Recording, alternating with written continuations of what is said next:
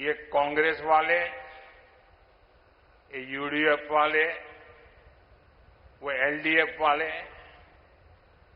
हर चीज में झूठ बोलना ये जैसे उनका स्वभाव बन गया है।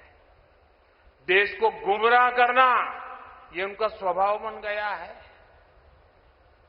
जब सीएए लाए तो देश को इतना झूठ बोला, इतना झूठ बोला, आज सीएए लागू हुआ, देश को कोई नुकसान नहीं हुआ है। झूठ बोलने में माहिर है।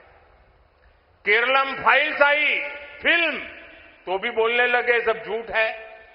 कश्मीर फाइल आई तो बोलने लगे सब झूठ है। धुरंधर फिल्म आई तो बोलने लगे झूठ है। कुछ भी करो बता देना, झूठ फैला देना। इन दिनों एफसीआरए को लेकर के भी ऐसा ही झूठ फैलाया जा रहा है। यूसीसी के लिए ऐसा ही झूठ फैलाया जा रहा है।